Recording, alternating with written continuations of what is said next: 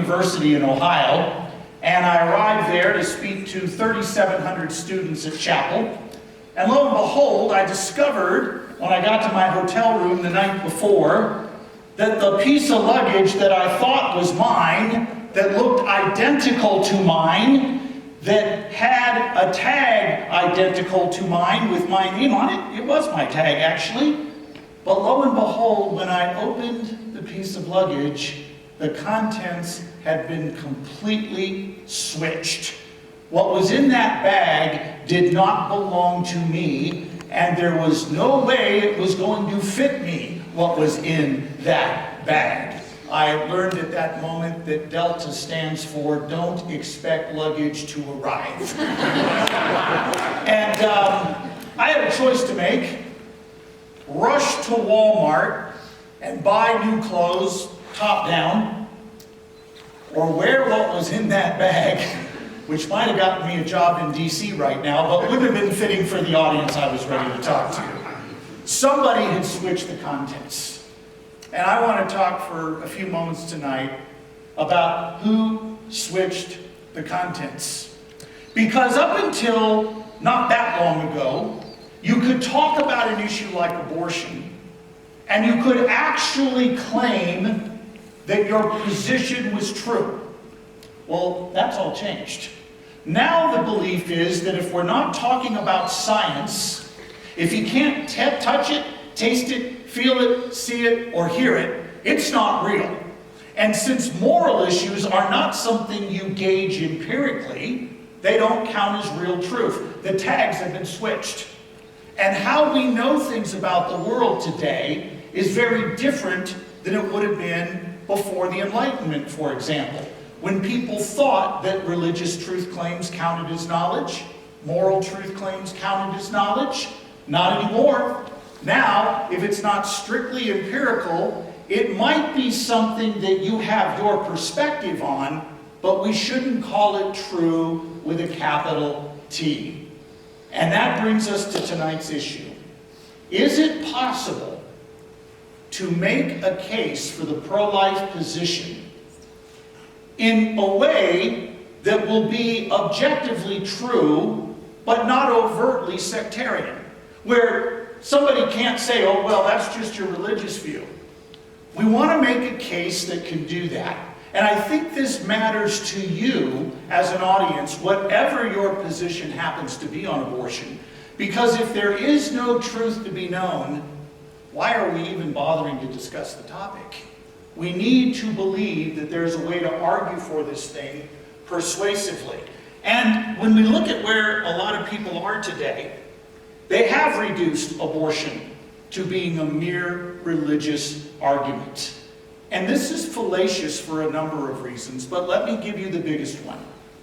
Arguments are either sound or unsound, valid or invalid.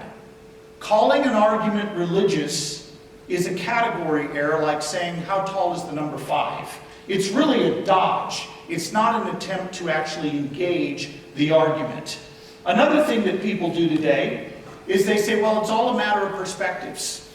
Women have their perspective, and if we're going to talk about abortion, we need to have a woman's perspective. Now, there's no doubt that a woman's perspective on the issue, in terms of helping us understand the psychology behind it, is helpful.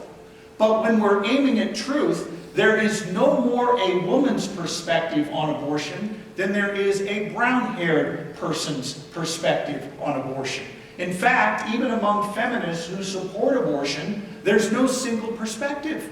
For example, I'm going to go to speech therapy after this is over. For example, Katha Pollitt, in her book Pro, Reclaiming Abortion Rights, argues that abortion, morally speaking, is no different than vacuuming out your house. There's no consequence to it whatsoever. On the other hand, feminist Naomi Wolf, who also supports abortion, says we need to be honest about abortion.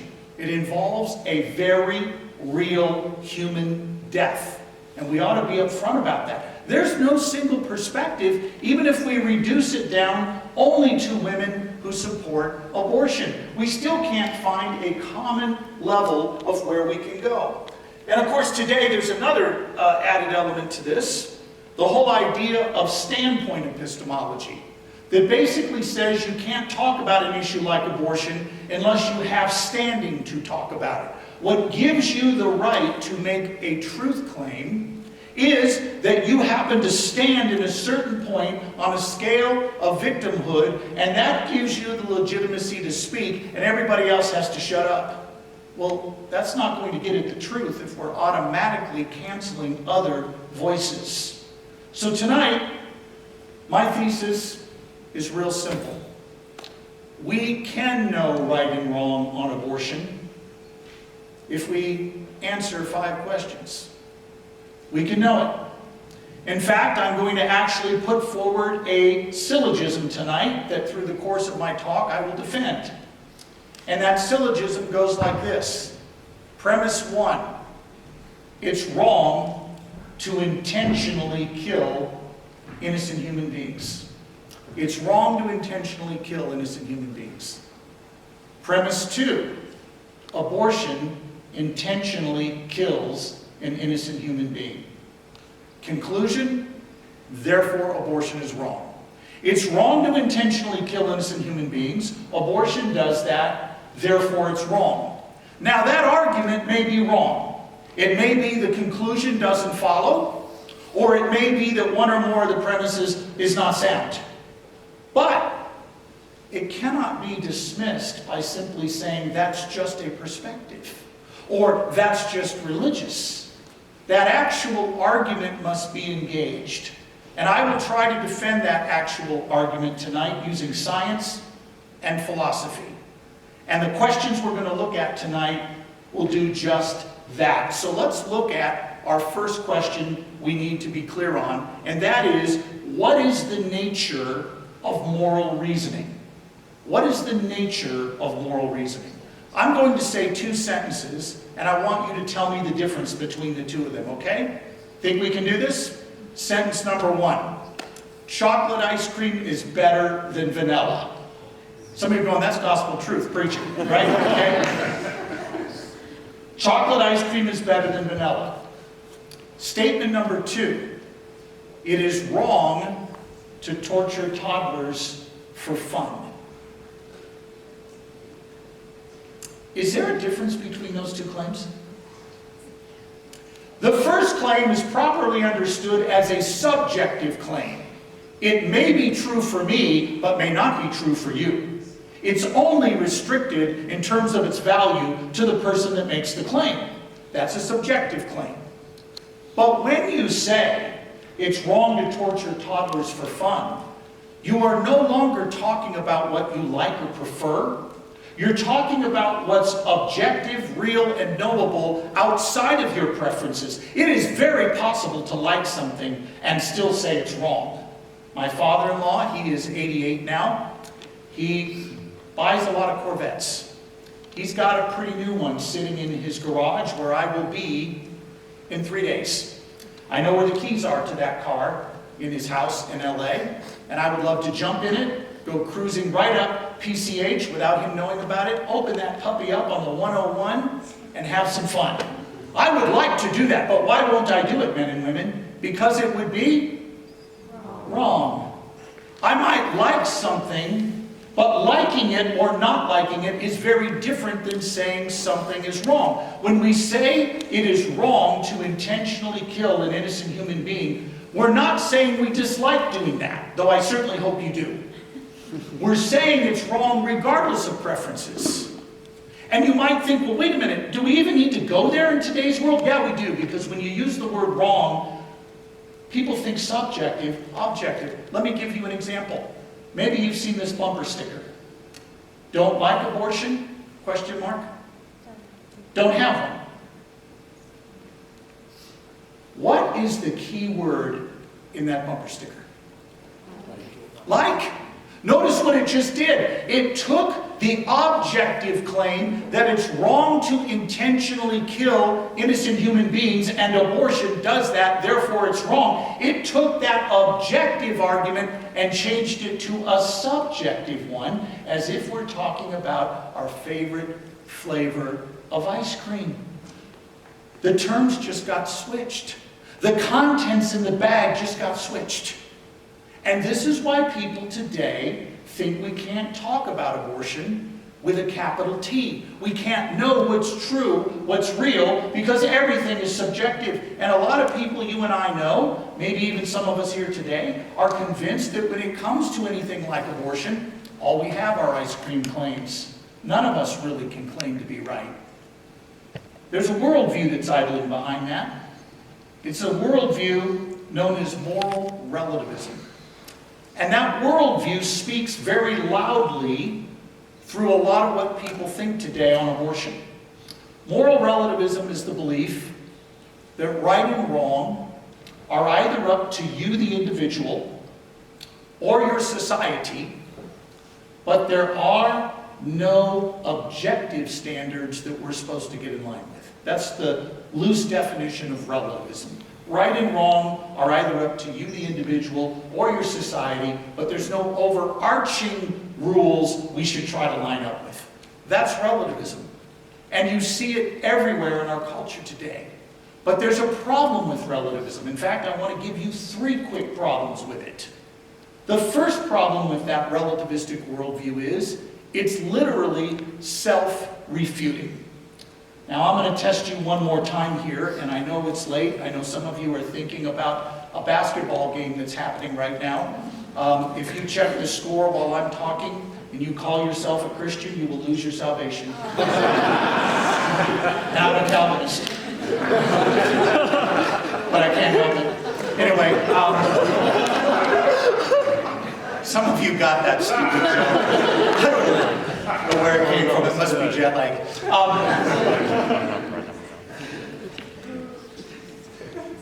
I'm going to say a few sentences. You see if you can spot the flaws. Ready? My brother is an only child. I can't speak a word in English. Don't take anybody's advice on anything. Question authority. The Broncos are going to win the NFL championship. No, what's wrong with all of those statements? Yeah, they're literally arguments that commit suicide. The minute you say them, they're refuted. My brother is an only child? What does that make me? Question authority? Don't take anybody's advice on anything?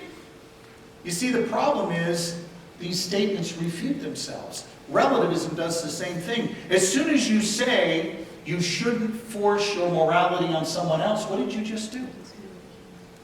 You just put forth a moral rule you think they ought to follow. That argument is literally self-refuting. It also can't tell us, relativism, why we ought to be tolerant. Why should I be tolerant of other people? If morality is up to me, who are you to tell me what I have to believe? I choose not to be tolerant. Now, of course, the irony here is the classical definition of tolerance is something we all ought to buy into. The original definition of tolerance went like this. I think your idea is, quite frankly, nuts. But in an open society, everybody gets to express their viewpoint. That means you get to express yours, you get a place at the table, and you get to bring your ideas and argue for them in the public square, just like everybody else does. That was the original definition of tolerance. In other words, we tolerate you even if we think your idea is nuts. What we didn't tolerate back then was all ideas as being equally valid. That's the new definition of tolerance. Don't you dare claim your idea is more true with a capital T than somebody else's. No wonder Pope Benedict put it this way. He said in the 21st century, we suffer under a dictatorship of relativism. And if you can tolerate a Southern Baptist with Calvinistic theology interpreting the Pope, here's what he meant. I messed up, I know. We, in our culture today, will let you be anything you want to be. You can claim to be anything you want to be. We will tolerate that. We will treat all ideas as have equal footing. But the minute you claim to be right, that dictatorship of relativism is going to come crashing down on you. And you will not be tolerated. So relativism is self-refuting. It can't tell us what true tolerance looks like. It also is an impossible worldview to live with. C.S. Lewis put it well. The very man who tells you that there is no right and wrong, that it's all subjective, will complain if you steal his orange or cut him off in line. He'll say, that's not fair. And Lewis asks a good question, where did this sense of fairness come from? It had to be something outside of ourselves that we're appealing to. Relativism isn't going to help us get truth on abortion. When we say abortion is wrong, our major premise, or our conclusion, and our major premise, it's wrong to intentionally kill innocent human beings, we are not making a preference claim. We're making a moral claim that we believe is objective, real, and knowable. Second question we need to be clear on is, what is the unborn? What is the unborn? I want those of you that are students to take a time journey with me, to use an example from my friend Gregory Kokel. I want you to imagine we're 10 years in the future. You have met the man or woman of your dreams. You are married. You have a 5-year-old boy. And while you're scrubbing the dishes after supper one night at the kitchen sink with your back turned to this little guy, he suddenly blurts out, "Mommy or Daddy, can I kill this?" Those of you that are going, "Oh, those cute little boys would never do something like that." No, never. Can I enlighten you for a moment? I want you to notice this ring on my hand here. It means I've been married to my wife Stephanie for 36 years. I have been married to the most glorious woman in all of Christendom. We have a son who is 32, a son who is 30, a son who is 25, and a daughter who is 21. And I have personally heard the question, "Daddy, can I kill this?" more times than you can even imagine.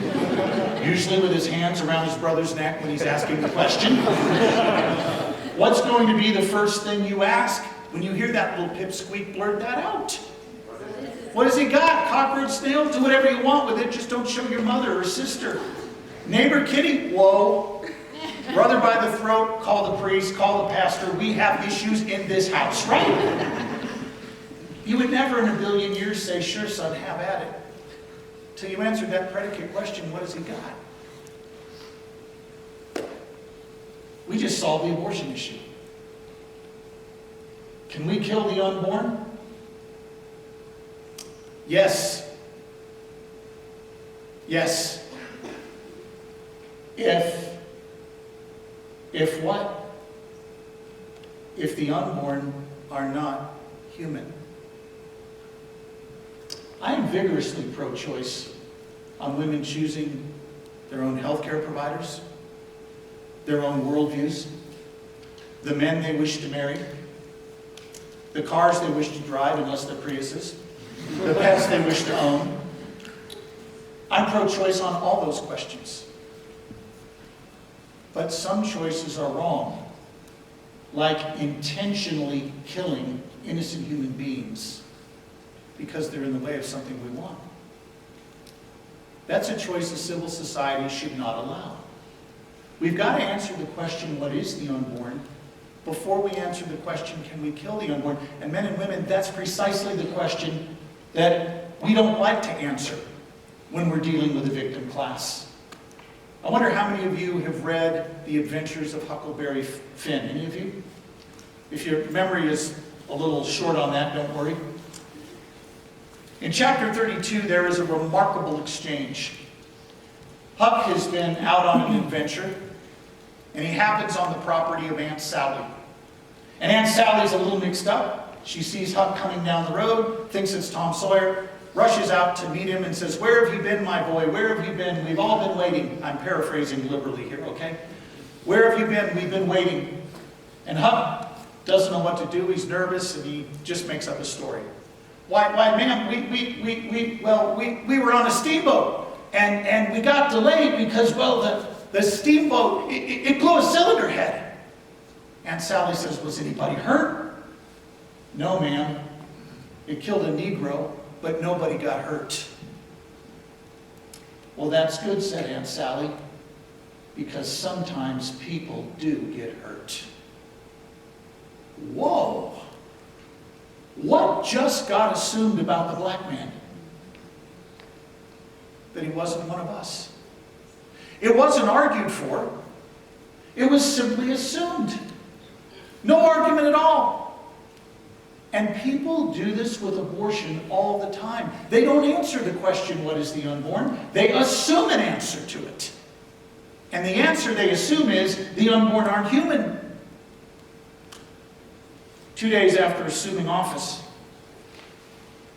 the President of the United States in 2021, on the anniversary of Roe versus Wade, the Supreme Court case that gave us abortion in this country, the President of the United States, and I will paraphrase him here loosely, he said, reproductive freedom, by which he means abortion. He's always used that term to mean abortion.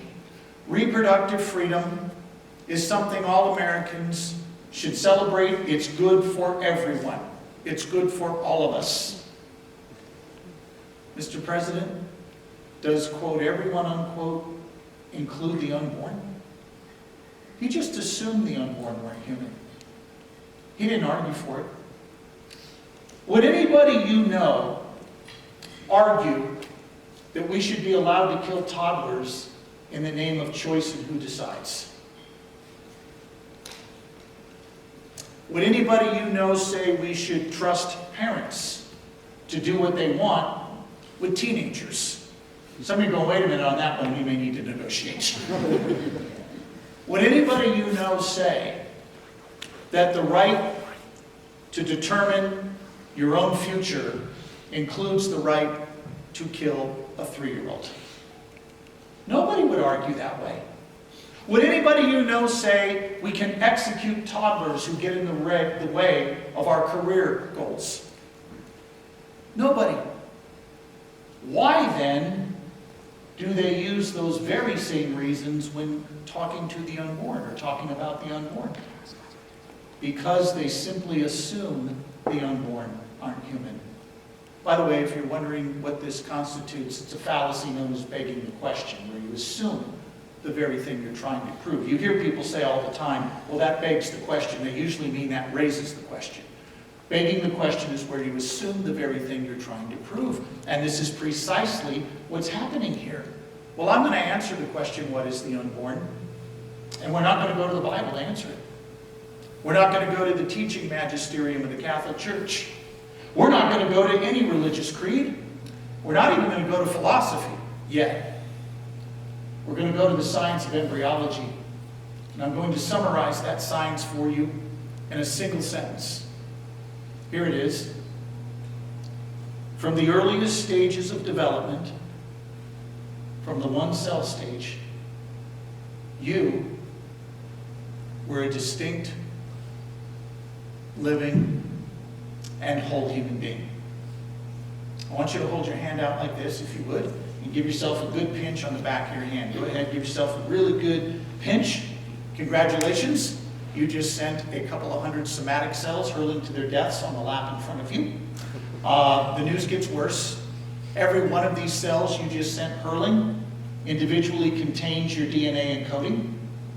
Did you just commit mass homicide? For those of you starting to get worried, you did not.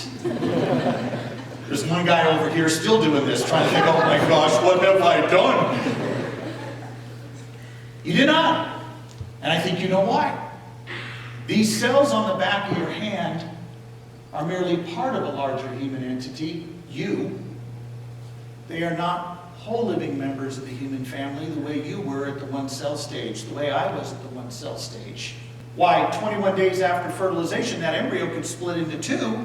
How can you claim that from fertilization, we've got a single living human being when that embryo can split into two? Question. How does it follow that because a living entity splits, that it wasn't a whole living entity prior to the split?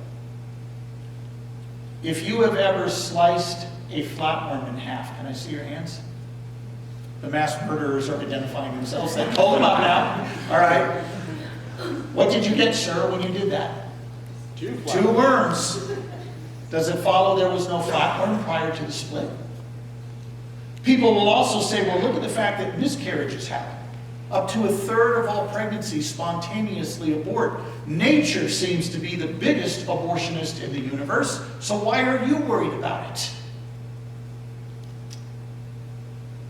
Question: how does it follow that because nature spontaneously triggers a miscarriage, that A, the embryos in question are not human, or B, we may intentionally kill them? Earthquakes happen in third world countries and kill sometimes hundreds of thousands of people because of poor building codes. Does that justify mass murder? The fact that nature does something does not mean it becomes normative for us. This is an example of the is-ought fallacy, that just because something is the case in nature, we ought to be able to do it normatively.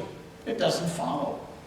Another example you'll get is the infamous burning research lab, where the critic will look at you and say, and by the way, I love it how people, when they use this, they always claim that they thought it up. It's a 51-year-old example put forward by at least 6 abortion defenders philosophically that I've known of for a long time. It's not your example if you're tempted to use it tonight, so just be aware of that. But here's how it goes. Oh, you're pro-life?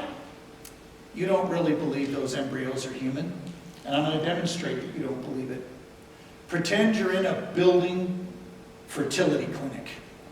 The building is a raging inferno. In this corner over here is a 6-year-old girl. In this corner over here is a vial full of 1,000 frozen embryos. You don't have time to save both. You got to pick one.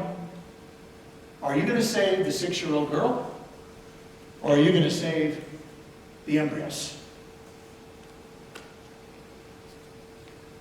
Question: how does it follow that because you save one human over others, that the ones left behind are not fully human? Pretend this building were on fire. I can save all of you, or my daughter Emily Rose. Who is going to toast? Yeah. I won't shoot you on the way out, but I will save her first, because I'm her dad. Does it follow you're less human than she is?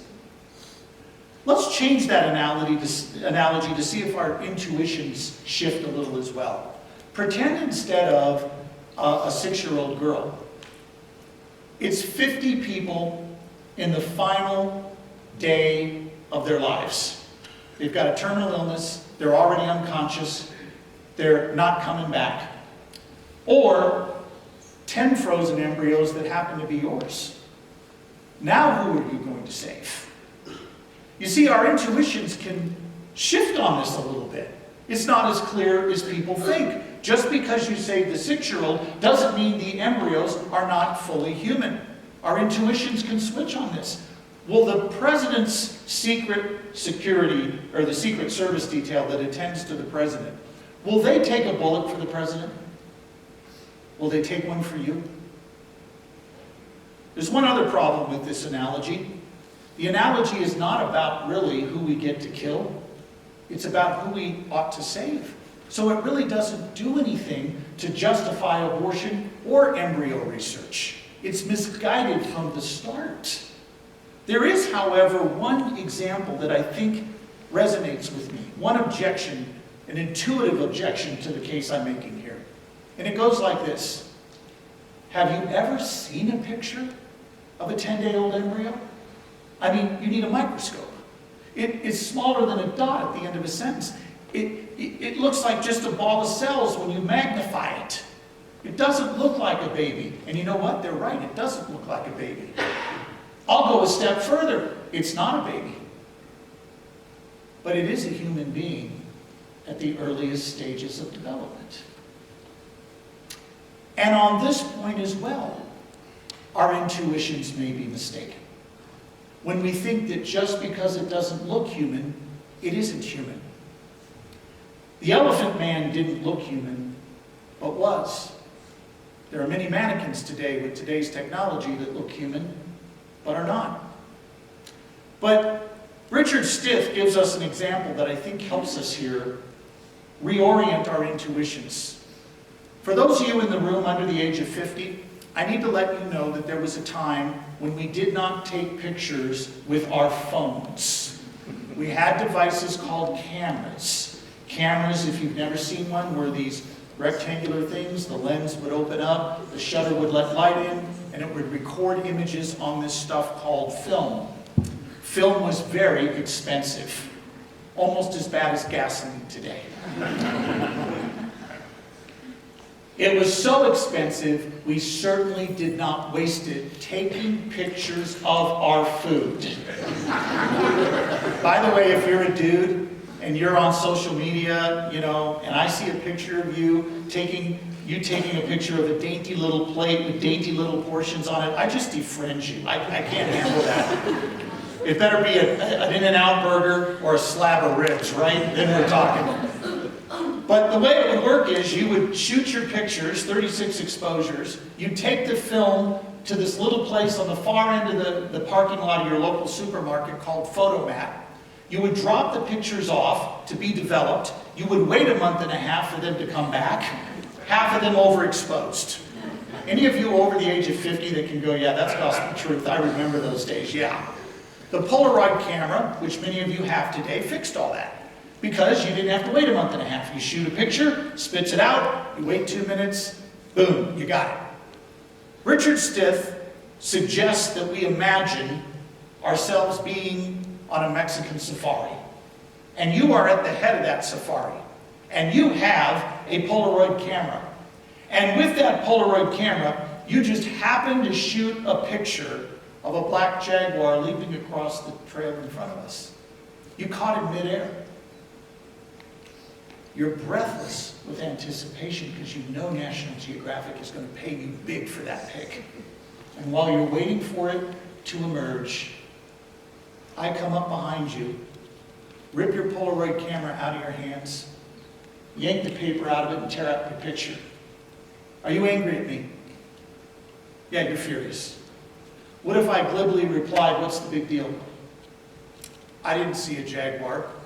All I saw was a white paper with a brown smudge on it. Would that satisfy you? You'd look at me with eyes on fire and say, are you crazy? The jaguar in that picture was already there. We just couldn't see him yet because he was still developing. Men and women, that was you at the one-cell stage. You were already there. We just couldn't see you because you were still developing. There is, however, a third question we need to ask. Science tells us what the unborn is, but it doesn't tell us what abortion is. I'm going to define abortion exactly as I did in my syllogism. Abortion is the intentional killing of an innocent human being. And by the way, it is not just pro-life advocates who accept that definition. I want to read to you a few short quotes from people who do not share my view, who couldn't be more opposite than me on this issue, but who agree with me on my definition here. Ronald Dworkin, in his book Life's Dominion, writes, abortion deliberately kills a developing embryo and is a choice for death. Dr. Warren Hearn, who runs the Boulder Abortion Clinic not far from here, he's written the book Abortion Practice, the medical teaching text that teaches late-term abortions.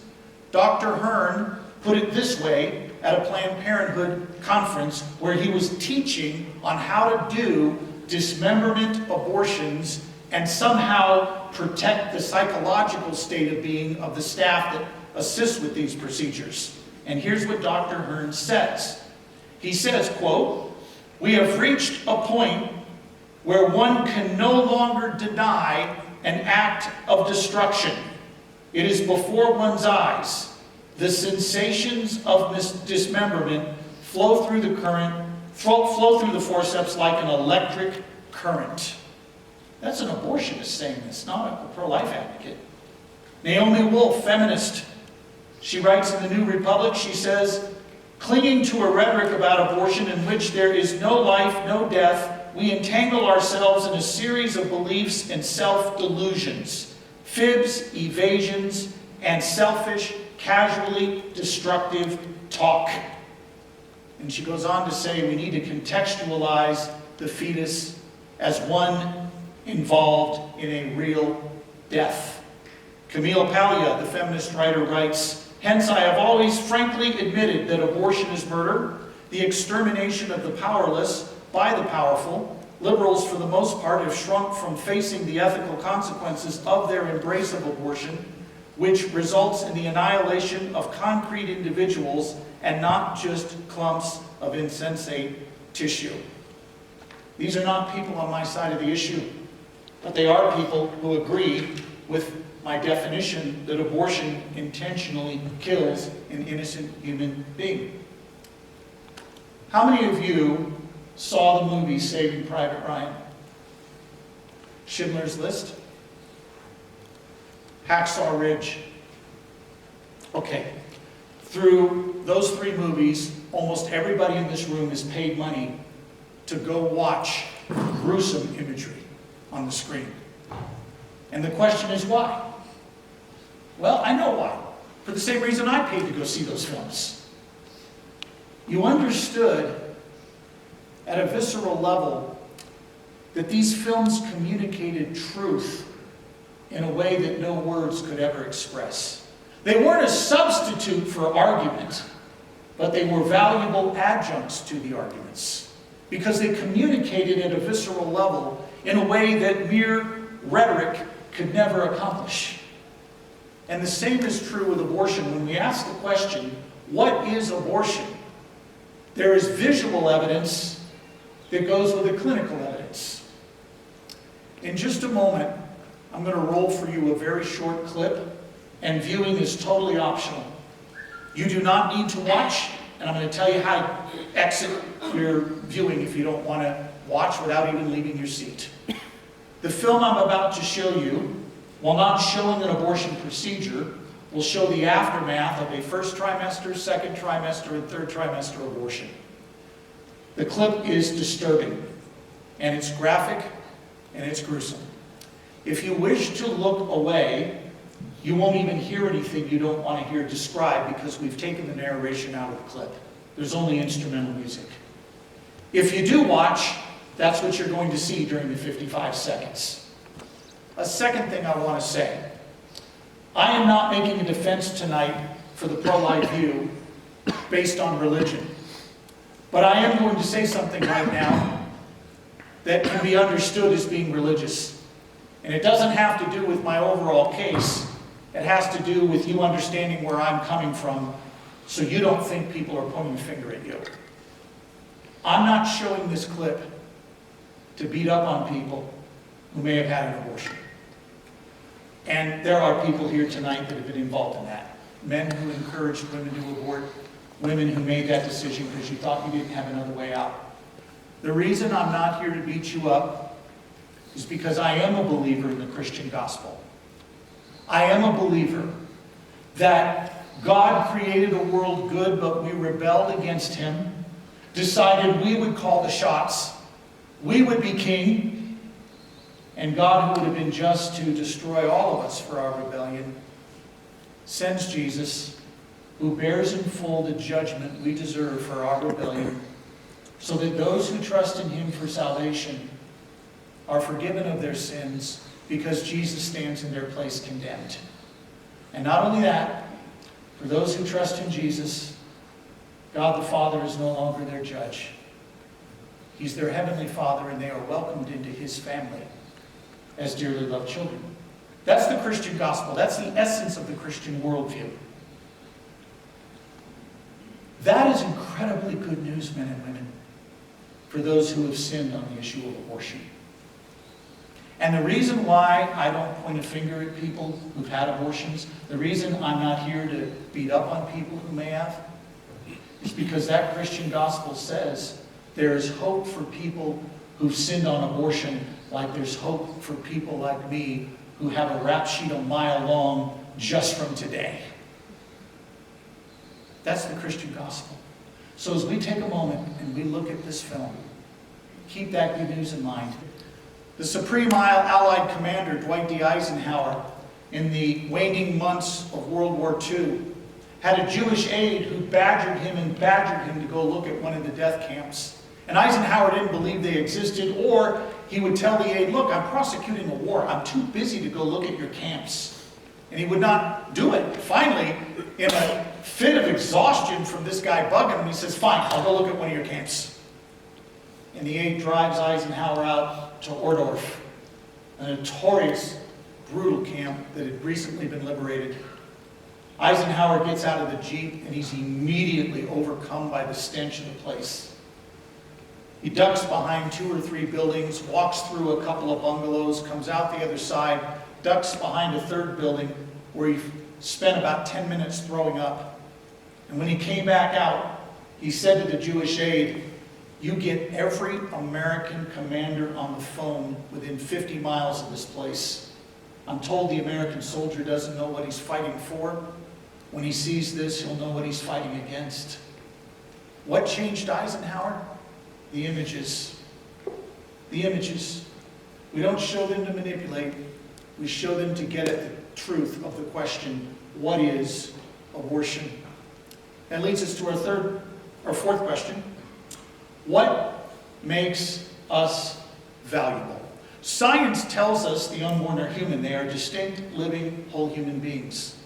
But science cannot tell us how we ought to value something, how we ought to treat it. Science can't tell you, for example, that you should not go home tonight and kick your cat. Science cannot tell you how you ought to treat any living human being, as a matter of fact. It can only give you the facts. It can do no more. How do we know how we ought to value the unborn? What is it that makes them valuable? What makes us valuable? In just a moment, I'm going to have you look around the room. Don't do it yet, but in just a moment, I'm going to have you stare at some people.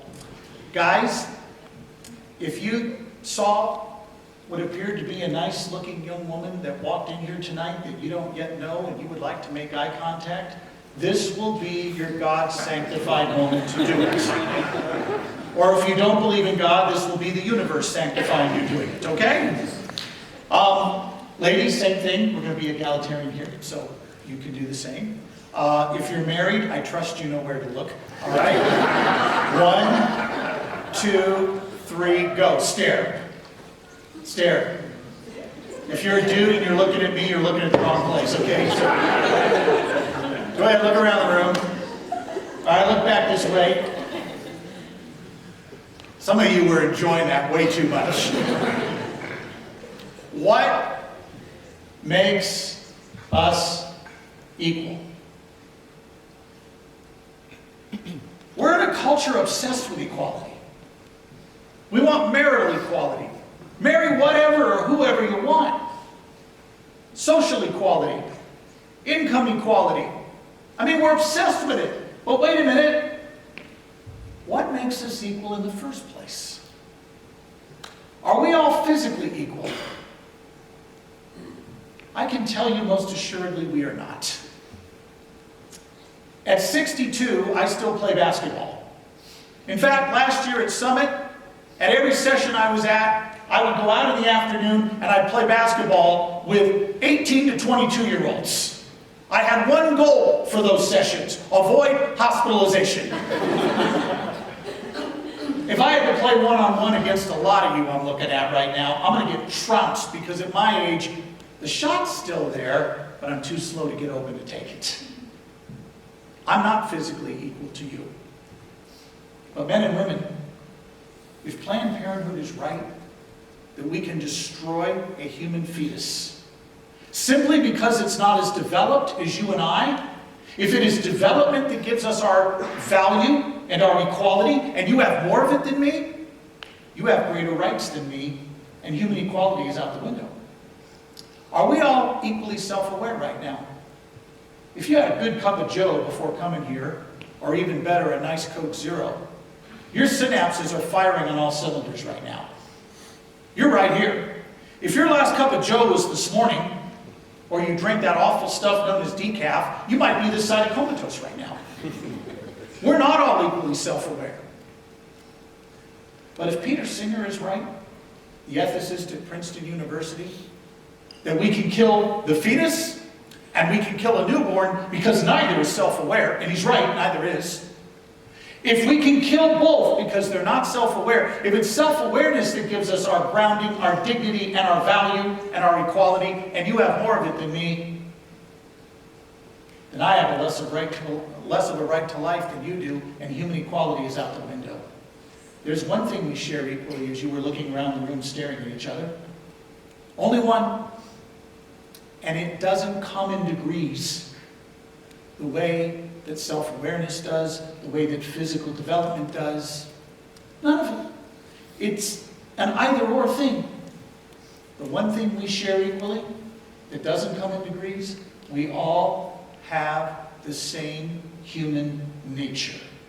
Now some people go, wait a minute, I'm not a philosophy major. What on earth do you mean?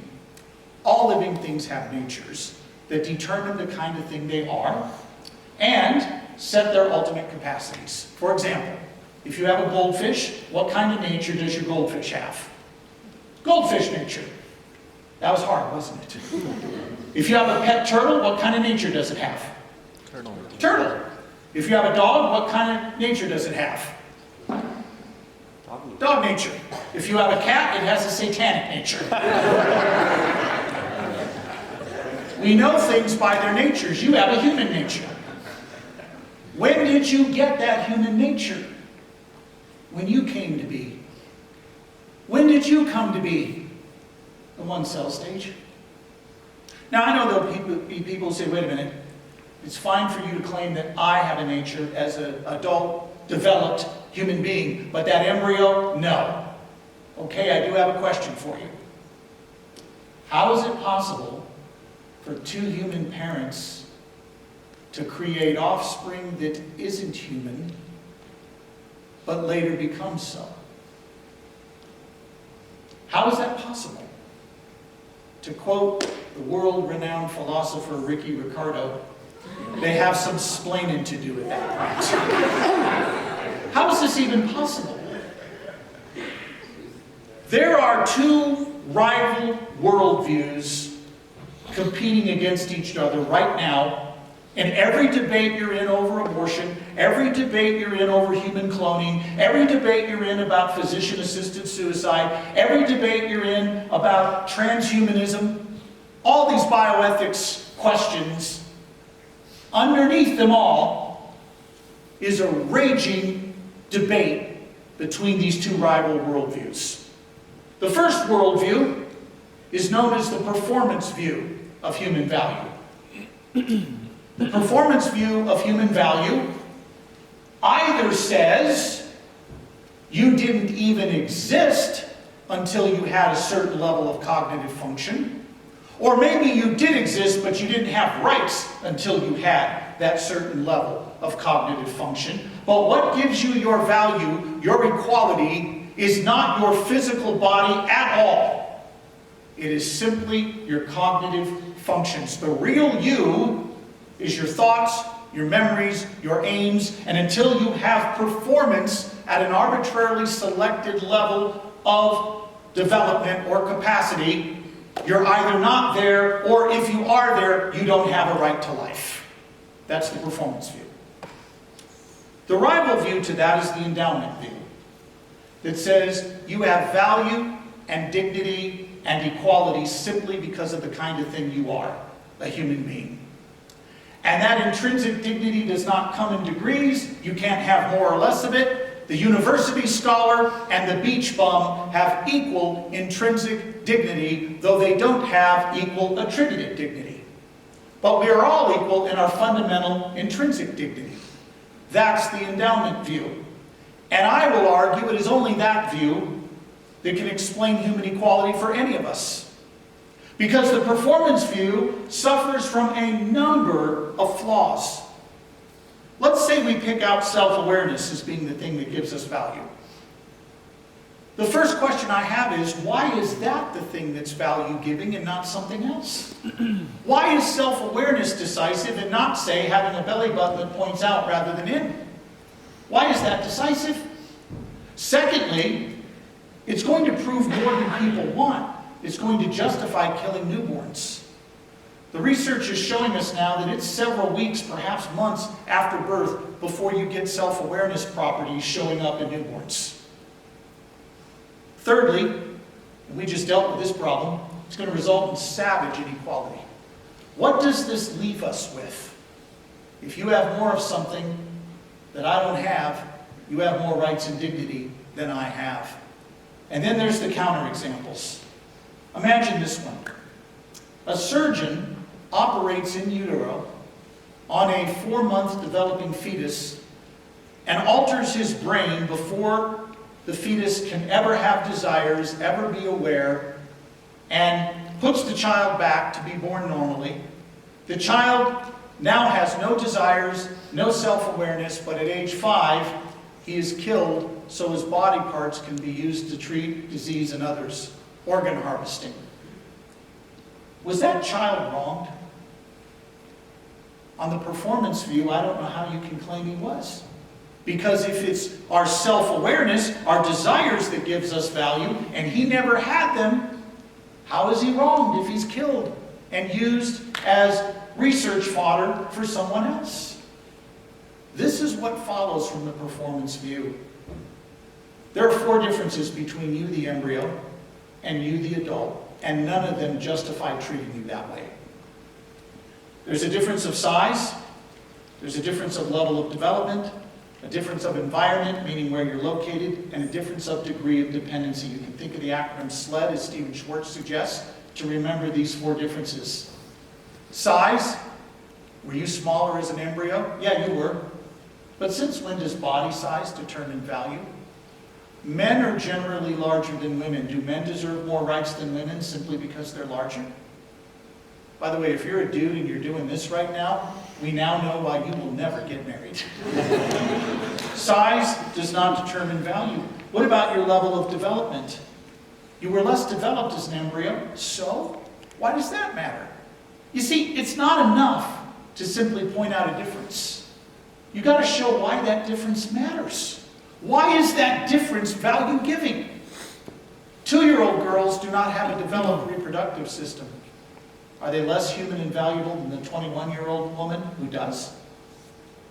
I speak to a lot of high school students, spoke to 600 of them in Memphis 3 days ago, on Friday. Was that 3 days ago? Well, whatever it was, Friday.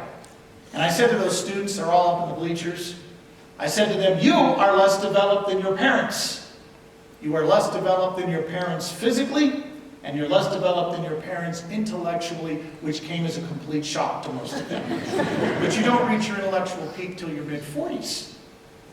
Do your parents have a greater right to life simply because they're more developed? What about environment, where you're located? You were in the womb, now you're out. How does where you are determine what you are? How many of you traveled at least 7 miles to come tonight? 17 miles? 27 miles. Okay, getting real. 37 miles. 807 miles, I win. Now, if a journey of 807 miles didn't change me from one kind of thing to another, how does a journey of 7 inches down the birth canal suddenly transform you or transform me from non-human, non-valuable thing that can be killed to valuable human being that can't? And the answer is, if you weren't already human and valuable, you're not going to get there by changing your address. Finally, degree of dependency. Yes, you depended on your mother for survival, but since when does that mean we can intentionally kill you? I don't know. I hope I get their names right here. There are these twins, conjoined twins. I think their names are Brittany and Abigail Henschel, if I'm not mistaken. The press has followed them since infancy. They are now in their 30s. You look at these girls, there's one set of legs. They branch off into 2 body trunks above the waist, 2 shoulders, 2 heads.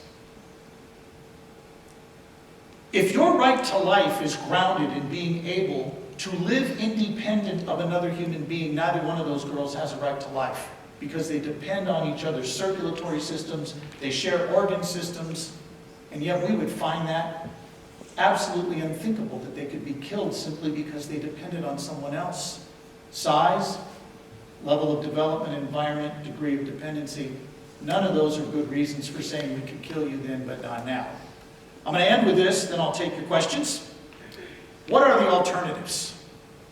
I've laid out a case here that I'll summarize for you in a minute or less. It went like this. It is wrong to intentionally kill innocent human beings. Abortion does that, therefore it's wrong. I use science to establish that the unborn are distinct, living, and whole human beings. I then use philosophy to argue there's no essential difference between you, the embryo, and you, the adult, that justifies killing you back then. But that still leaves us with this question. Might there be some pretty powerful arguments against the position I just laid out tonight? And I happen to believe there are. And rather than just talk about the weakest challenges to my position, I thought I'd throw out the one that I think is the biggest one, the one that is most challenging at some level. And that is the argument of Judith Jarvis Thompson. Judith Jarvis Thompson looks pro-lifers like me in the eye and says, I'm going to concede, for the sake of argument, though she doesn't really believe it, I'm going to concede for the sake of argument that the unborn are human, that they have a right to life, and that they're persons. And we can still kill them anyway. Why? Because, on Thompson's argument, just because you're a person with a right to life does not mean you may use the body of another individual to support your own life if that other individual wants to withhold that support.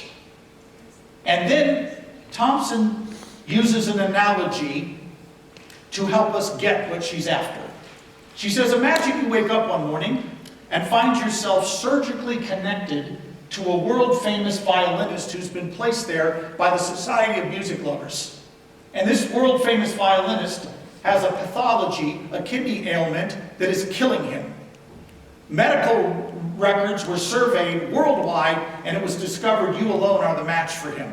So during the night, while you slept, you were kidnapped, taken to a hospital, where you were surgically connected to this violinist, where he gets to use your kidney for 9 months, and then he will be cured of his illness, and you will be free to go. And while you're waking up, the hospital staff and the president of the hospital appears at your bedside and says, listen, I'm really sorry this happened to you. I really am. I know it's inconvenient, but you know what? He's a person with a right to life, and if you disconnect, he dies. So, too bad. Thompson then asked this question. It would certainly be nice if you let your body be used that way, but must you? This ought to throw you back a little bit. But must you?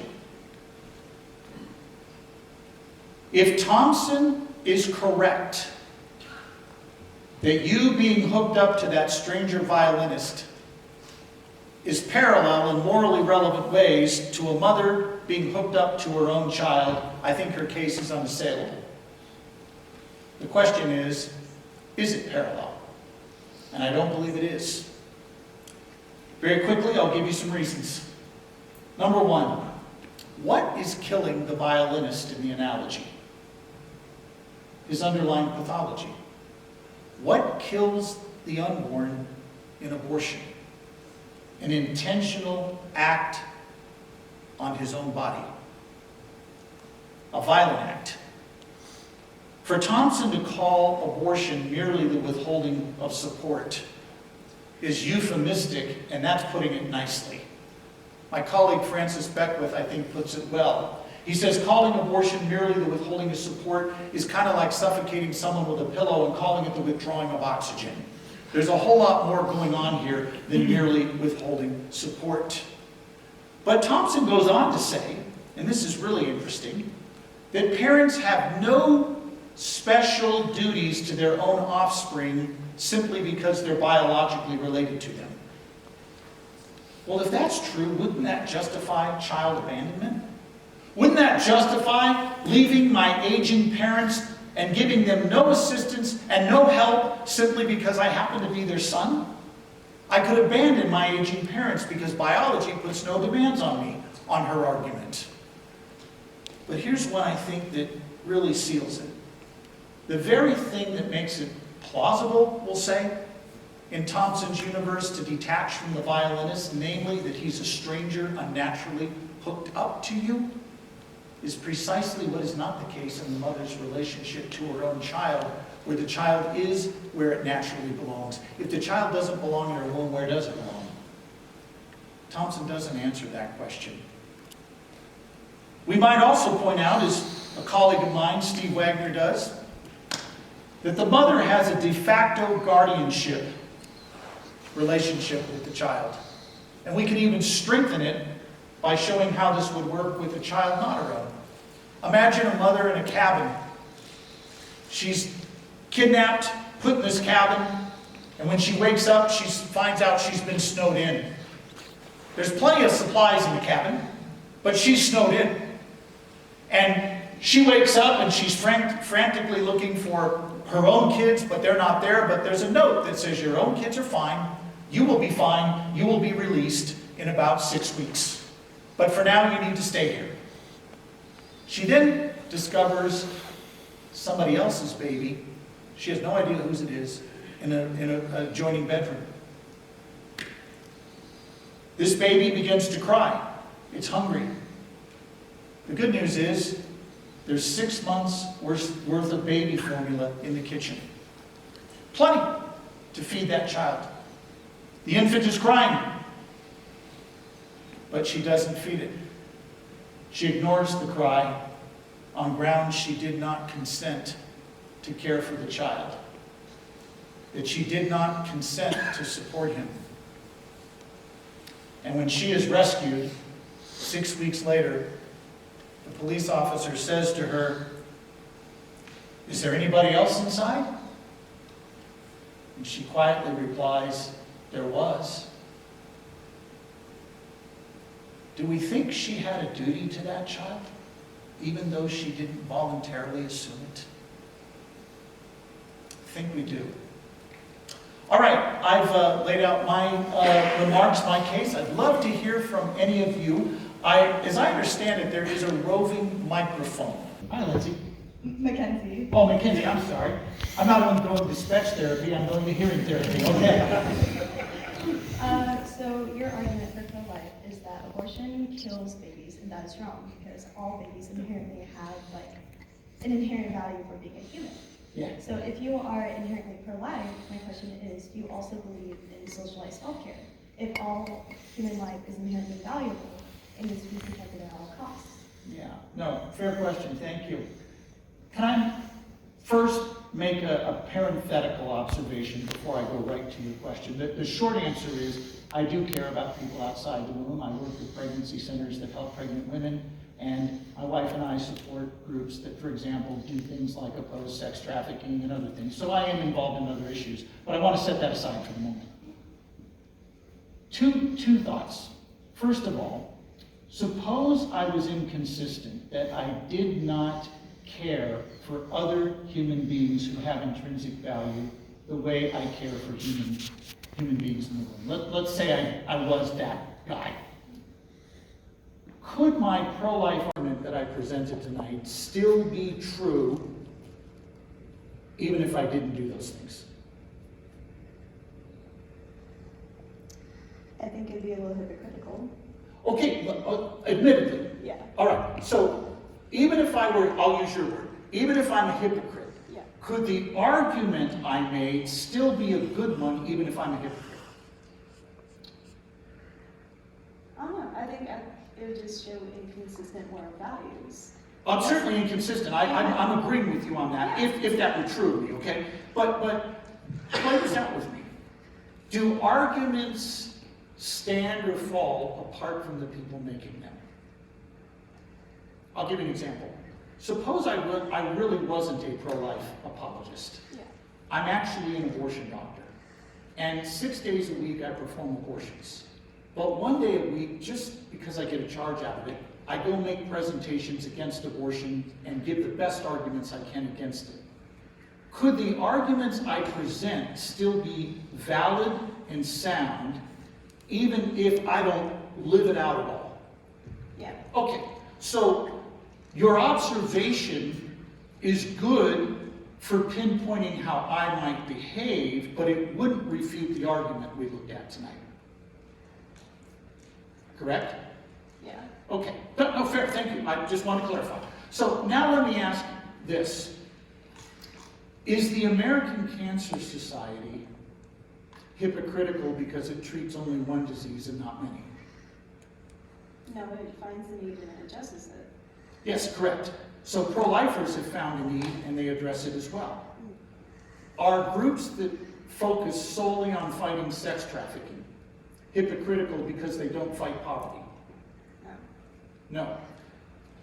This is what I'm getting at. So even if pro-lifers do focus on one area where intrinsically valuable human beings are being attacked, it doesn't make them hypocritical if they spend more focus on that than they do others, any more than the American Cancer Society would be hypocritical. But I do have, I think, some factual good news that might help here as well. Pro-life crisis pregnancy centers outnumber abortion clinics in this country nearly 3 to 1. And these clinics get no federal tax dollars. They are supported solely by private citizens who give sacrificially to provide that mother not only care while she's pregnant, but care after she gives birth. That's the extent of their commitment. And so I do think pro-lifers get somewhat of a bad rap in that it's assumed that they don't do anything else when in fact they do. I feel like you didn't necessarily answer my question. Okay? I asked you if you would believe socialized healthcare is a good thing in light of your pro-life views. Yeah, okay, fair enough. I think that question assumes something, that socialized healthcare is the best thing for intrinsically valuable human beings, and you would need to present an argument for that, not just assume it. I happen to believe it's harmful.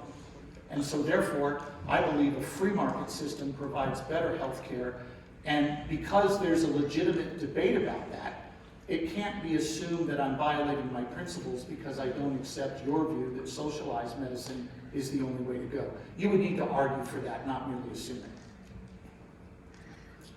Hey, thank you, Mackenzie, for, what's your major? Biochemistry. Biochemistry. What year are you? Technically a sophomore. Oh, where's home? Platteville, Colorado. Good. Well, thanks for coming out tonight and listening. And can I ask you a question? And I'm not trying to put you on the spot. I'm going to guess, though I could be wrong, that your view on this topic is different than mine. A little bit. Can I just applaud you for being here and listening to an opposing point of view and being open-minded enough to listen and ask intelligent questions? My hat's off to you. I salute you.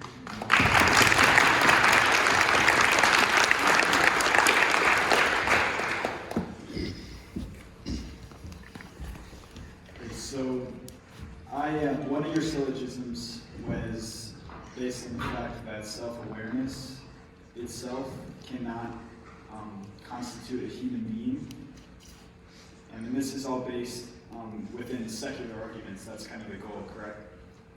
Right? Yeah, I mean, I didn't make an overtly religious argument. Yeah, no, I'm not saying I did. I'm not saying you did. Yeah. So how does this apply to animals? Because within like a secular argument, we can't cite, human, the divine soul, if you will. Yeah. So, if an animal isn't self-aware, how does brutality towards them apply, I guess? Yeah, fair question. I do not believe human and animals are on the same page, and I'll give you several arguments. Now, in saying that, I don't believe we should mistreat them. That's obviously out of the question. But our intuitions, I think, are pretty strong that there is a difference between a hit and run with a squirrel and a hit and run with a newborn, even one that's massively disabled. Or as Chris Kaiser points out, there's a difference between eating a hamburger and eating a Harold burger, even if Harold's intellectual development is that of a cow. We know these things. But even our understanding of pathology assumes human exceptionalism. a dog that can't read is not a tragedy. A 16-year-old young woman who can't read is one. Why? Because she's failing to flourish according to her nature. Where the dog who can't read is not failing to flourish. And I think we even know this in our sense of criminal law as well. Any of you remember Michael Vick, the former NFL quarterback? Michael Vick was arrested for animal cruelty of the worst kind. He was running a dog fighting ring. And dogs that lost, he would set on fire. They died gruesome deaths. And Michael Vick went to federal prison for that. And rightfully so. And here's my question. Why were we livid at Michael Vick, but not angry at the dogs who tore each other up? And isn't it because we expect better of Michael Vick as a man, where the dogs are doing what comes naturally? We don't prosecute orcas who eat dolphins in the ocean, but we do prosecute people who hunt dolphins illegally and cruelly. In other words, our understanding of criminal activity, pathology, and our basic intuitions tell us there is a difference between animals and humans. Great question. Thank you. Do you have another? Oh, we got a bit of a line. I have to catch up. Sorry. Thank you. What's your major, by the way? Psychology. Psychology. Yeah. You getting close to being done? I'm sophomore. All right. I did want to say, I know you mind. Wouldn't that all be presupposed on Judeo-Christian values? Well, it does. And by the way, every worldview presupposes some metaphysical starting point. If all human beings, if we're all the product of a Darwinian naturalistic universe, meaning the universe comes from nothing and was caused by nothing, humans are cosmic accidents. That's a metaphysical view. That's not a scientific view, that's a philosophic view. The Christian worldview has a metaphysic as well. The question is, which is most persuasive? And I say the Christian worldview does the best job accounting for human rights, human equality, human dignity, and how we ought to treat animals. While at the same time saying that humans have special status as image bearers. Great question, thank you. So I just want to steelman the abortion position for a little bit. You want to do what? Steelman it. I don't support this, but I wanted to kind of give an argument for it all the same. So in your endowment view, Yeah. you were, the way you said it was the idea that the way we are is what gives us value, more or Our less. human nature. Yep. And then using the sled analogy, each of those 4 points I think it's very clear that there are extreme differences between us and a, say, 10-day-old,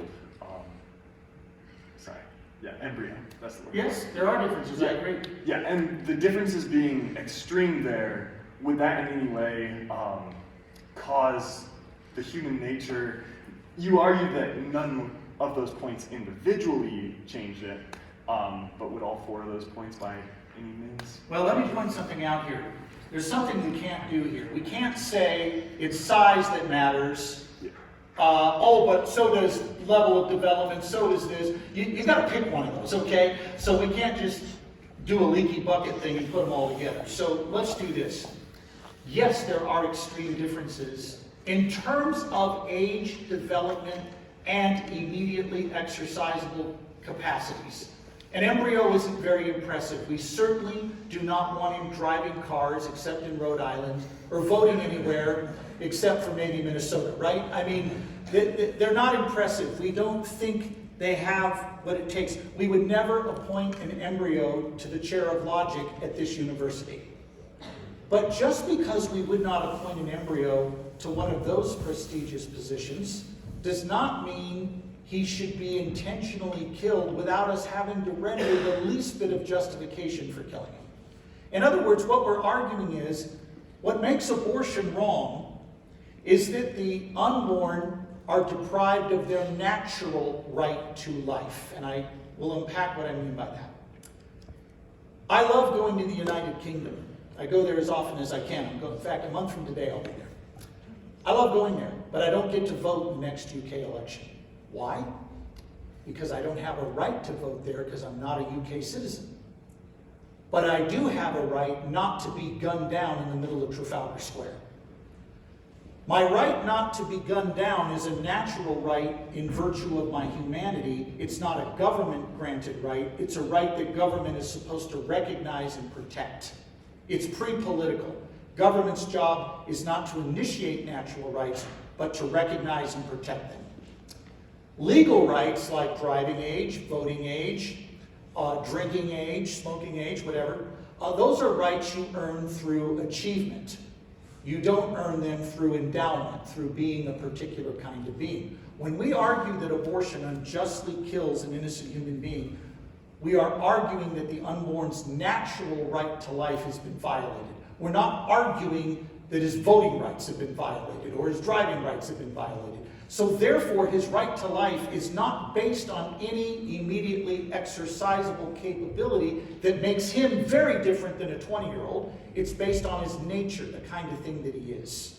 And if you base rights on anything other than our common human nature, in other words, if you base it on things that come in degrees like self-awareness or physical development or the ability to feel pain or sentience or whatever you pick out, none of those things are shared equally by people in this room. Which means then the foundation for human equality is not there, and you don't have equality. Only grounding human rights in our common human nature can do that. That's why Jefferson appealed to these in the Declaration of Independence. Great question, thank you. Thank you very much. You bet. Alexander! Greetings. Hi. So I have a fundamental issue with your rebuttal of, I can't remember her name, but the... Thompson? Yes. Yeah, sure, go ahead. So I'll try to make this as brief as I can. So you presented an argument that was, the strongest parts of your argument seem to be referring to what was natural or not natural. Right? The pregnancy is natural, attaching a violin surgically is unnatural. That's one of the points, yeah. It's one of them. So, one, that in particular, it seems to be a fallacious appeal to the natural order, when just something being natural versus unnatural cannot make it good or bad, right or wrong. Correct. Secondarily, why would we not simply assert that you have a duty to the violinist? Because the only thing that we can positively say about that circumstance is that it's wrong to attach the violinist. But it's also wrong to rape a woman, but it might result in a pregnancy in which that woman still has a duty to the child. Right. In your example with the woman locked in the house, who had a duty to feed that baby who is not hers, she had a duty to that child even though she didn't consent to her circumstances. So you've not consented to your circumstances with the violinist. Why would you not still have a duty to him, to keep him alive? You And do. why would we resort to these other arguments Yeah, against no, them? fair point, thank you. The reason was this, I'm trying to argue against Thompson on her terms, on her ground. In other words, accept what she's given us and say, I still don't think it works. The reason I gave that last example, which you just highlighted, was to basically show that our duty to a dependent offspring, or even if it's a guardianship duty in the case I gave, is it's deeper than Thompson wants to allow. And she's the one overlooking that duty. So what I was trying to do, and maybe I could have been more successful at it, is show that even if we accept her framework, her argument still isn't going to work there. I do believe that the woman in the cabin does have a duty. Now, here's the thing. Let's go to the violinist. Remember, she's using this argument to justify abortion. Not merely withholding support, abortion. It is one thing to withhold support. It's quite another to slit your victim's throat in the name of withholding support. And that, I think, is where Thompson's argument really has a problem. If the result is the same, why would we change Because it? in the Is case, neglect yeah, any less murder than... not quite. What's killing the violinist in her analogy is his underlying pathology. He's going to die whether I support him or not. Where in abortion, the unborn is intentionally killed by a direct act on his body. It's not a matter of merely withholding support. So using Thompson's argument, I might argue that I don't have a duty to give you a blood transfusion if you're dying of cancer. But I certainly don't have a duty, or I certainly don't have a right to come up and slit your throat simply because I don't wish to support you. So how is the blood transfusion any different from the woman not supporting the baby, is what I'm getting at. Because, again, in Thompson's analogy, what is killing the violinist, his underlying pathology? But it's not the woman killing the baby in the cabin, it's hunger. Well, no, she has a duty to it. I mean, look, I could argue, I'm not going to feed my own kids. I'm responsible for their existence, but I'm not responsible for their neediness, so too bad they die. That doesn't work. That's David Boonen's argument, that the unborn that the mother is responsible for the child's existence, but not its neediness.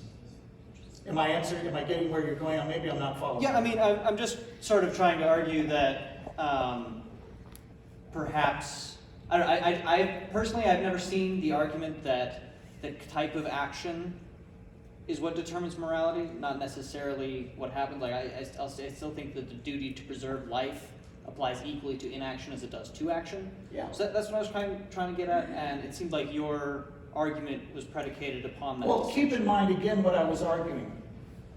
If the parallels between a mother being hooked up to her child and you being hooked up to the stranger violinist break down, her argument breaks down.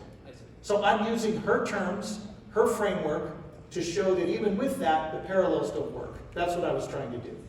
So I think, you want to know what I think about Thompson's argument, which I didn't say here? I think it's just plain nuts. It's counterintuitive. And a lot of people like Posner and others have made that point. But I didn't do it here because after all, am trying to perhaps appeal to some people who don't share my view. So I'm going to use her framework, use her way of doing it, and still say it doesn't work. Cool. Thank you. Thanks, Alexander. Hello.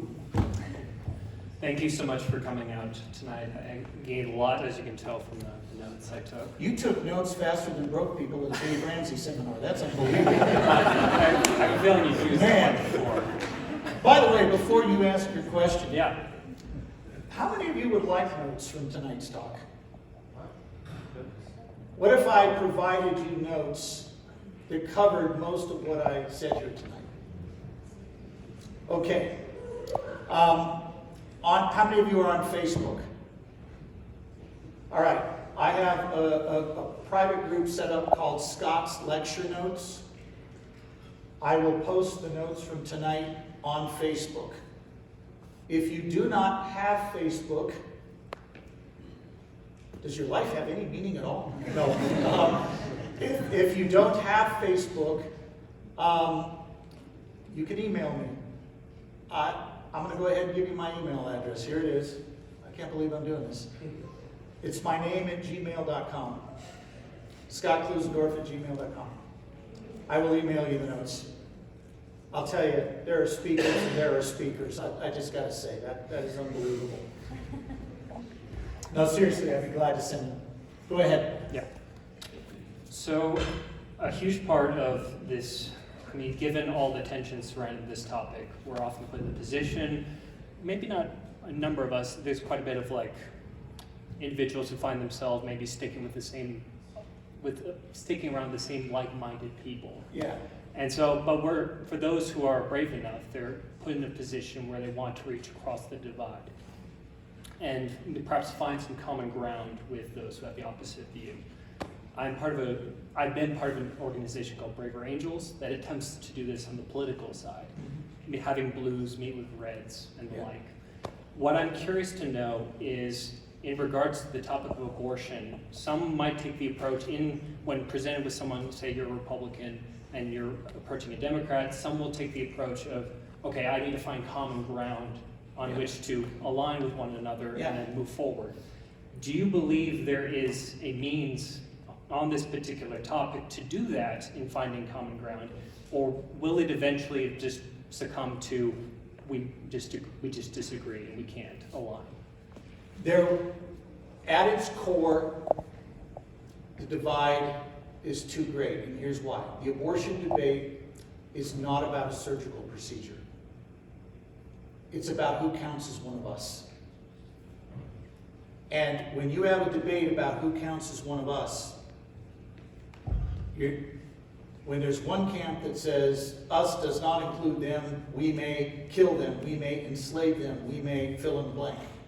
And the other camp says no, they have a natural, intrinsic dignity about them, they must be protected. Those are mutually exclusive. A true Now- matter of life and death. That's right. Now, what can be common ground is this. I have a lot of colleagues that I do debates with, that I'm friends with, who disagree with me. And they are friends. Nadine Strawson, the former president of the ACLU, you can go look up our debate at Wayne State University. We are friends. She's wrong, but we're friends. And we have dinner before our debates. She talks to pro-life students. I've arranged for pro-life students to talk with her. My friend Nadine, there's no one better on free speech. She's phenomenal. So I can work with her on that. And we can be friends. She was very close friends with Ruth Bader Ginsburg, and when Judge Ginsburg passed away, I contacted Nadine immediately to express my condolences. She'll occasionally drop me an email. Hey, how's family? You know, we can be friends with people. I don't think we have to hate each other. But in terms of a philosophical, hey, we can find a common core agreement, that's going to be a tough one. But I am all on board at treating fellow image bearers with respect and dignity. I'm a big fan of the classical view of tolerance, where I can think your idea is wrong, but I can still respect you as an image bearer, a person of intrinsic dignity, who I will listen to because I respect you. But I may not think your idea is equal to mine. So I don't know if I'm answering your question, but... No, I think you are. I don't think it ever comes to this basic thing of agree to disagree, because at certain points, the decision, like with the legislation that was brought up earlier today, it will come to brass tacks where an action needs to be made, and then both sides will split evenly on that point. Yeah. But I was appreciated your answer in the sense that it does still emphasize that those relationships can exist. They should exist. Despite that. They should exist. I'll talk for a moment as a Christian here, okay? My argument's over, so here goes. If I believe, as a Christian, that each and every human being has the image of God in them, that doesn't change because of what they believe. It doesn't change because of how they behave. So there's that connection to them. There's common ground right there. It's also true as a Christian that they're no more lost in their sins than I was in mine before God found me. So there's that connection. Then there's the likability factor. There are people you can learn to like that think differently than you, and you just enjoy their personality. There's something about them that you go, yeah, you know, I just like this. Nothing wrong with that. So I think those kinds of things should be encouraged, and would certainly do a lot to dial down the heat. And you could, at the very least, you can have almost like a warrior's admiration for the opposite side. In, like, I think of, like, historically, like, some of what was presented during even the Crusades, where for the longest time, even Saladin was admired by Europeans just for how he handled himself as a leader, despite the fact that they were on opposite sides. So, I mean, you don't have to agree with me. Yeah, I'm just yeah. curious if they're No, both the I same. guess in my view, I don't view people who support the abortion choice position as my enemies. I think their ideas are problematic and dangerous, and I want to defeat those ideas, but I have no interest in hurting them. Right. I want to persuade that our ideas are better. That's what I want to do. No, thank you very much. Thank you. I like your hat, by the way. That's cool. Hi, my name is Gray. I'm an anthropology student, so these questions are coming from that perspective. Yeah. I really enjoy talking to people who vehemently disagree with each other. So outside of the Planned Parenthood, there's usually protesters and counter-protesters. And I like to talk to both of them. It's really fun. One thing that I hear a lot is that pro-choice people believe that pro-life people do not think abortion is okay ever, even if the mother will die if she continues the pregnancy. Yeah. I'm curious what your opinions are on that, what Sure. you think general pro-life opinions are on that. Yeah, no, fair enough. When I teach pro-life apologetics to a pro-life audience, I assume that tonight was more mixed, but when I speak to a pro-life audience, I begin by saying I'm going to give you the three most important words in pro-life apologetics. Word number one, syllogism. Word number two, syllogism. Anybody want to guess what the third one's going to be? Syllogism. Syllogism. You're all prophets. Now, why? Because when you keep going back to what you actually argue in that syllogism, it clarifies a lot of things, including this question. We argue in our syllogism that it's wrong to what? Not kill. Intentionally kill who?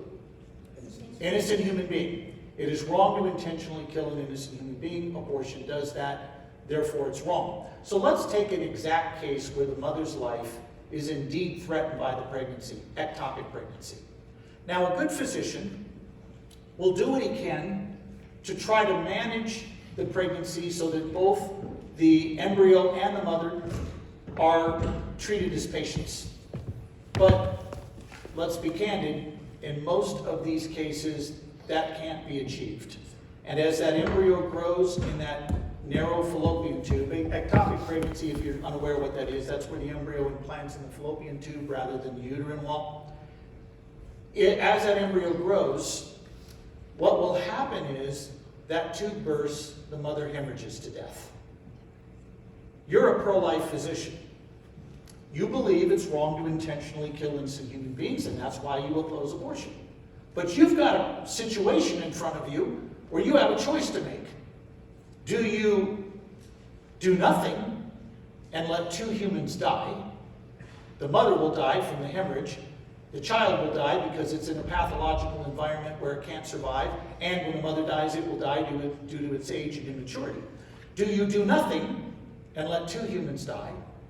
Or do you act in such a way that you save one life, even though the unintended but foreseen result is the death of the embryo?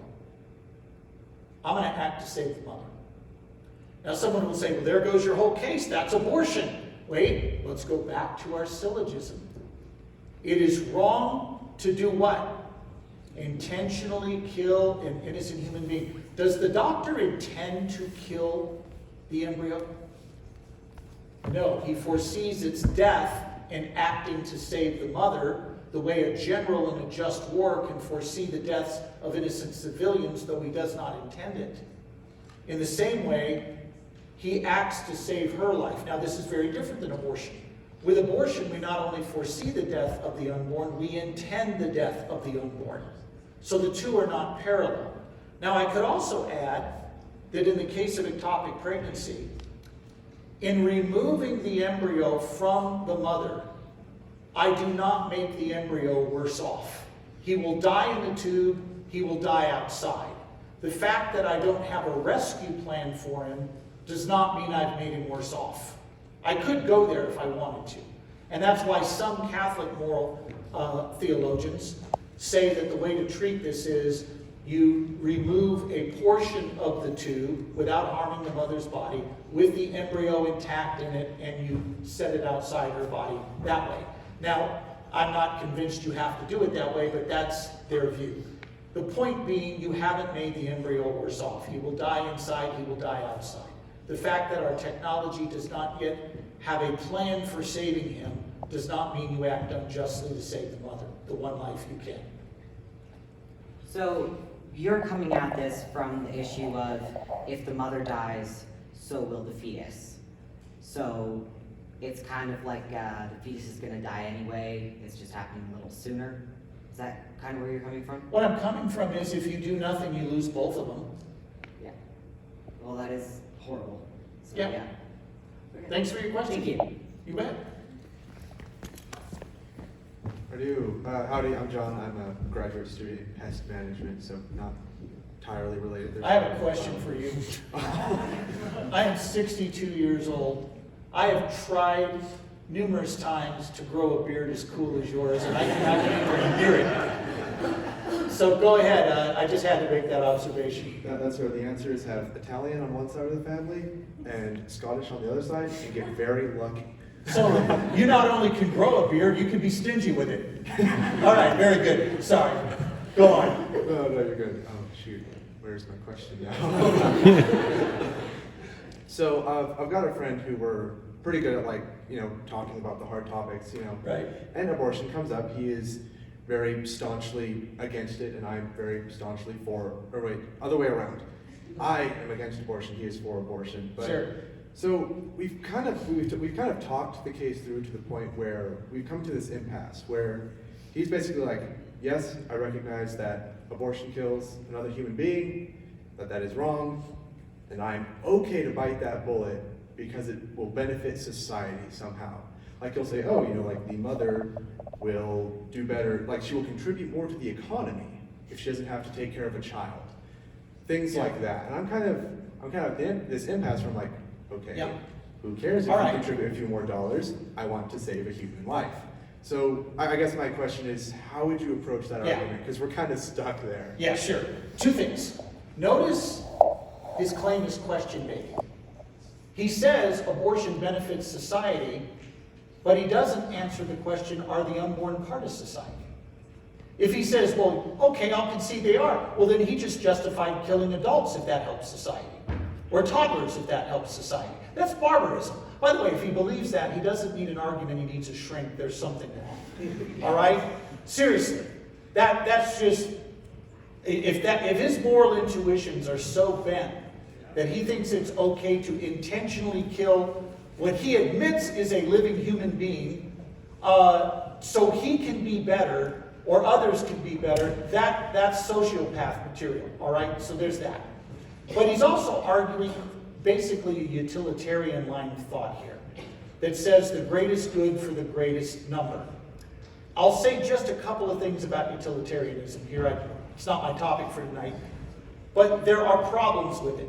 Number one, it's an incomplete ethical theory. It can't tell us what the, quote, good is without borrowing from an objective deontological standard. It's got to go outside of itself to define the good. Because what do we mean by good? Good for whom? And why do you call that good and not something else? Utilitarianism can't answer that.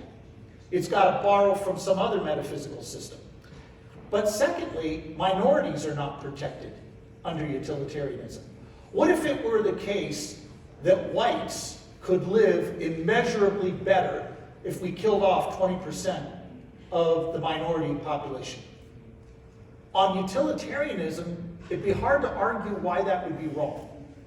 So, or the classic case of, what if a city is rioting because of a crime that was done, and they're convinced a homeless man did it, and they're going to burn down the city if you don't hang him, but you know good and well he didn't do it.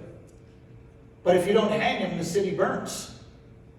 So you're going to kill an innocent person for the greater good? I mean, these are the kinds of barbaric things we're left with on utilitarian thinking. Thank you. That's just the question. Cool beard. Thanks. Another bearded dude. Yeah, not This as good one as with that a Yankee one. hat. I try. By the way, I hate to interrupt you. Where is Noah? Right in front of me. Noah, is there a water bottle anywhere in the vicinity? Yeah, I think we could probably get one. You can find one? I will gladly. Oh, you are very kind. Thank you, Laura. All of you should sign up for Students for Life. You'll get free stuff. All right. While I'm not intending to parch your throat any further, I do want to ask this question.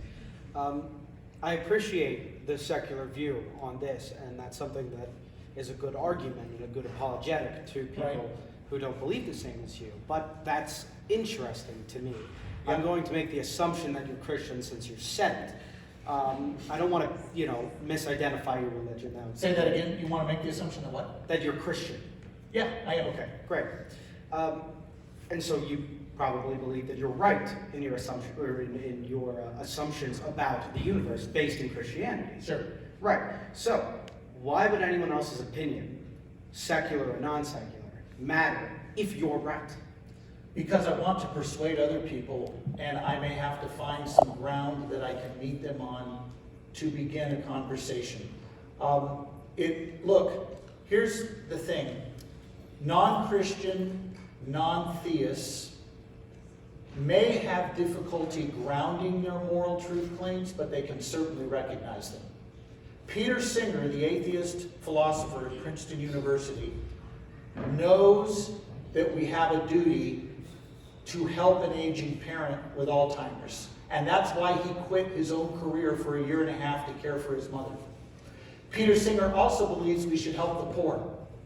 And that's why he gives away 80% of his income to world relief organizations.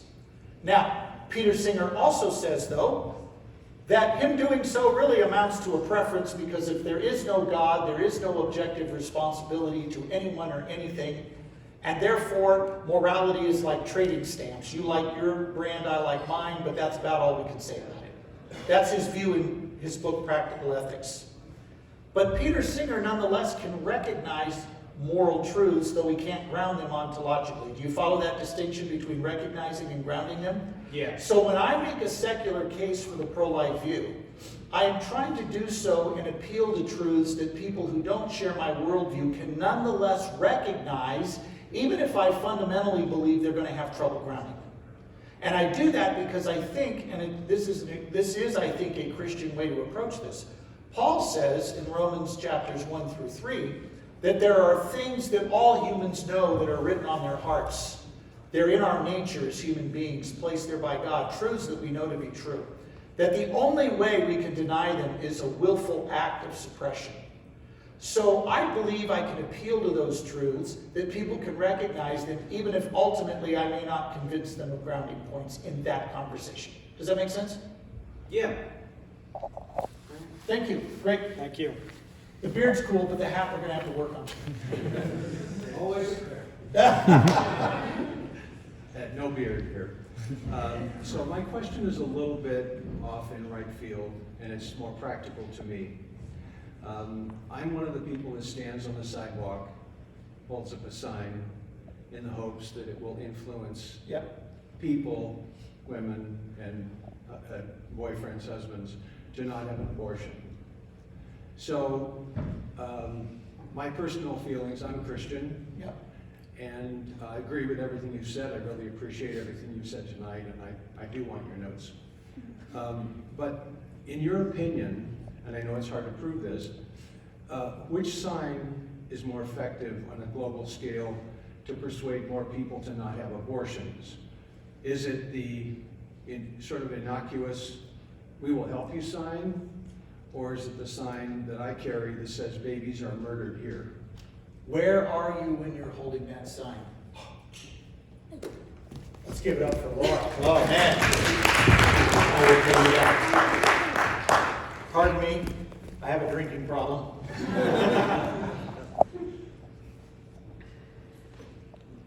Oh, that's good. I know you people in Colorado, winter here, what is it with your dry air?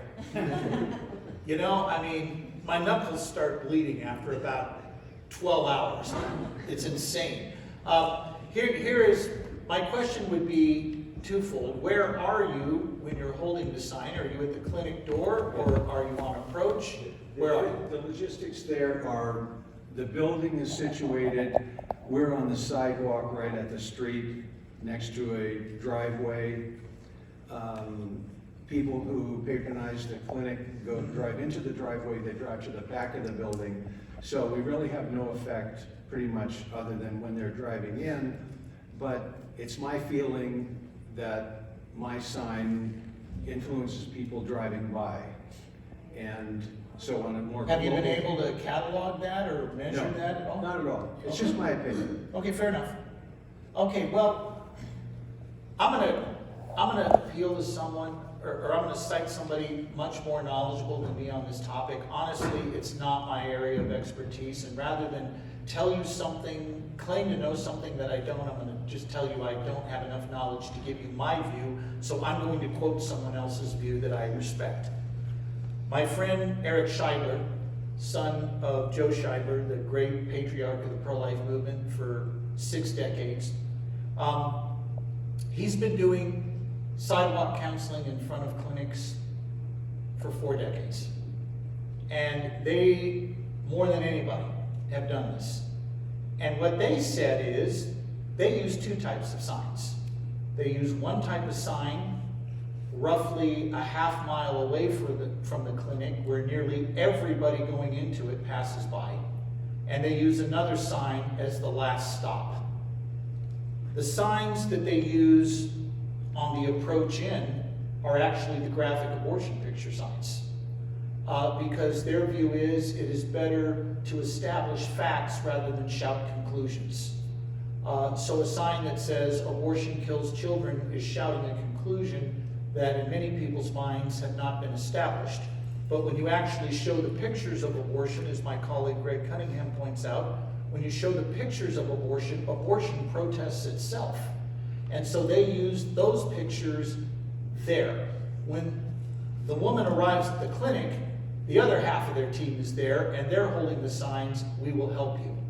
And they have found that they don't have to pick between those 2 signs, they use both.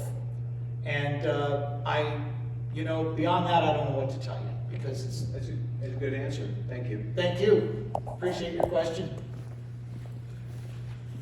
Oh boy, here we are again. One more. Sorry for double dipping. I'll give you one short question, and then these 2 get it next. Go ahead. Okay, well, based on what I was previously saying, I don't actually believe that it's really possible to ground a secular argument opposing abortion, just because, the whole idea of the divine individual is based in Judeo-Christian values, Yes. as you said. So is labeling this a secular argument for Fair abortion enough. a paradox in some sense? Okay, great. I'm glad you asked this. At the end of the day, whatever your position on abortion is, it will ultimately be religious. Let me tell you why. Both sides of the abortion debate are asking the same exact question. And that question is a metaphysical question. What makes humans valuable in the first place? The pro-life answer is that humans are valuable because of their endowment. They are creatures intrinsically valuable because of whose image they bear. And thus, their value is not based on their performance, it's based on their nature. The pro-choice worldview says no. What matters is your functions, your self-awareness, your cognitive functions, your consciousness, your ability to feel pain, solve complex problems. The criteria that you see people like Marianne Warren put out, and Peter Singer and Michael Tooley and others. Notice that both of those answers are answering a question of philosophical anthropology. What makes us valuable in the first place? That's an inherently religious question. It is also no more religious to say that an embryo has value than to say it doesn't. Or to say that a 2-year-old has value, or it doesn't. I mean, these are inherently religious questions. If we define religion as this, having a metaphysic, meaning answering ultimate questions about what's ultimate reality, what makes humans valuable in the first place, both sides of the abortion debate have a metaphysic. Both sides of the abortion debate also have an epistemology, how we know things. Both of them also have an anthropology about what does it mean to be human? What does it mean to have value? And both of them have a cosmology of how we got here. So no matter where you go in this debate, you will ultimately, if pushed far enough, have to admit that the starting point for both is going to be beyond pure secular naturalistic premises. You can't escape that. However, you can still present an argument that appeals to common reason, what we would call public reasons for something. And so my argument tonight was a public reason type argument. Cool, thank you. You bet. I definitely would have more questions, but I understand. Oh, that's all right. All right, I'll take a couple more. It does look like the microphone has died. All right, well, just go ahead and I'll repeat them. I'll repeat them. I'm a loud person. I don't need it. All right. So I like to hang around the pro-life table because I'm part of Students for Life and all that. Yeah. And I do like arguing. You have cool shoes too. You wear your Vans. Thank you. One thing that I get a lot is rape and incest. Yeah. So, and I never feel like I have a good enough argument for that. So, like, what would you say would be like a good way to back that up? How do you respond to rape? Two types of people are going to bring up rape. The inquirer and the crusader. And you need to know who you're talking to. So whenever rape is brought up, the first thing I do is figure out who am I talking to. The inquirer has heard your pro-life argument. She actually, you can tell, is starting to take it in and give it some thought. But she's emotionally troubled. She thinks, boy, if my 14-year-old sister got raped, I can't imagine. I mean, every time she'd look at that kid, it would remind her of what she went through. And you know what? She's right. I mean, this is one thing I would say to pro-lifers. Let's be honest. A woman who's been sexually assaulted may indeed have painful memories every time she looks at the child. Let's admit that. She is just emotionally thinking, how would I force her to give birth? But she's heard your argument. The crusader, on the other hand, has not heard your argument. He's bringing up rape to make you look bad. And so I'm going to treat him different than I treat the inquirer. Here's how I'm going to treat the inquirer. I'm going to say, you know what? You and I share something in common. We both agree this woman has been violated in the worst possible way. We both agree as well that this will impact her for the rest of her life. And we also agree that you could be quite right, that every time she looks at her child, she'll remember this, it'll trigger a painful memory. I agree with you on that. And so given we have that common ground, how do you think a civil society should treat human beings, innocent human beings, who remind us of a painful event? Personally, I don't think that you should punish, and if somebody were to get pregnant through rape, my argument is usually that we shouldn't punish that child for what the father did. Fair enough, we'll get there. We'll get there. I'm just posing how I would approach the inquirer. Okay. This, my question to her, I'm not asking you this, I'm saying this is what you should ask her. Okay. How, given you and I agree, meaning you, the inquirer and me, agree that she could suffer memories for this, how should a civil society treat innocent human beings who remind us of a painful event? And let that question sink in for a moment. And then gently, and be gentle, remember she's an inquirer, not a steamroller, then gently say, is it okay to intentionally kill them so we can feel better?